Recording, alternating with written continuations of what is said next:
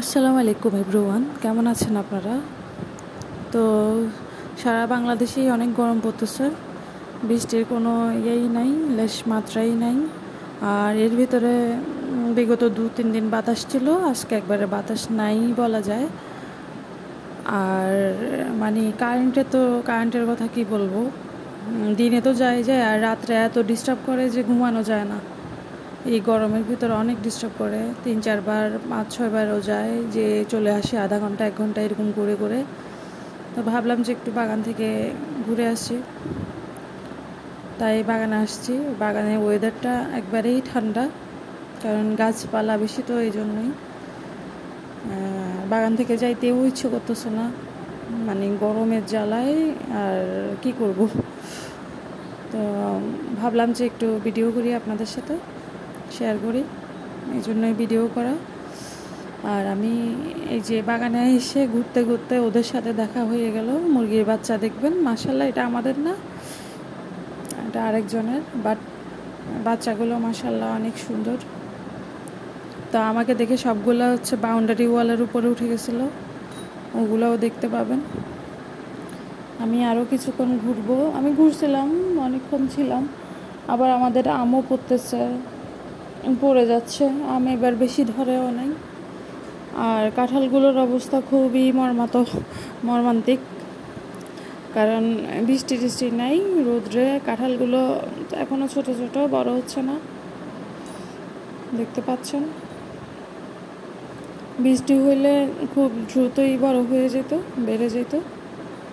আর আমি এখন বয়জবাদ দিচ্ছি ঘর থেকে, মানে বাসায় চলে আসছি। আর মনে হয় ব্যাকগ্রাউন্ডের ব্যানের বাতাসের শব্দ শুনতে পাচ্ছেন, কারণ ফ্যান ছাড়া বসা যাচ্ছে না, তো সিলিং ফ্যান চলতেছে, এরকম অবস্থা। খুবই খারাপ লাগতেছে, খাওয়া দাওয়া মানে করতেই ইচ্ছে করে না এই গরমে, শুধু পানি খাচ্ছি। তো আপনারাও সবাই পানি, স্যালাইন, গ্লুকোজ, এগুলা শরবত আর খাওয়ার চেষ্টা করবেন। আর যতটা সম্ভব বাসায় থাকবেন, আর ছায়ার ভিতরে বা এরকম বাগান থাকলে বাগানের মধ্যে থাকবেন। এই যে দেখতে পাচ্ছেন বাচ্চাদেরকে, মুরগি সহ বাচ্চা বিচরণ করতেছে বাগানে। ওদেরও মনে করেন যে হয়তো গরম লাগতেছে। এবার সবগুলো উঠবে একটা একটা করে বাউন্ডারি ওয়ালের উপরে, দেখতে পাবেন। আমি ওটা ভিডিও করছি কিনা জানি না, কিন্তু বাউন্ডারি ওয়ালের উপরে উঠে গেছে আমাকে দেখে। ভিডিও আমি করতে পারিনি, হ্যাঁ উঠে গেছে সবগুলো। তো ভালোই লাগতেছে, সিরিয়াল বাই সিরিয়াল হাঁটতেছে মার সাথে।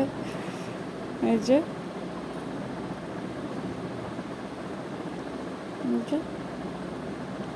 আমি কতক্ষণ দাঁড়াইছিলাম,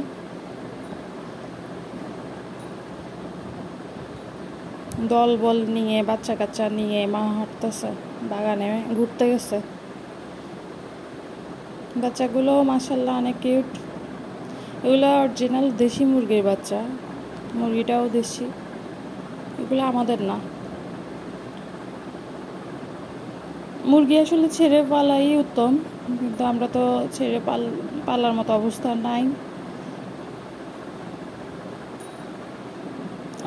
নাই বলতে, মানে এতগুলো মুরগি ছেড়ে পারলে আবার যদি ওই যে শিয়াল নিয়ে যায়, শিয়ালও আছে আমাদের এদিকে।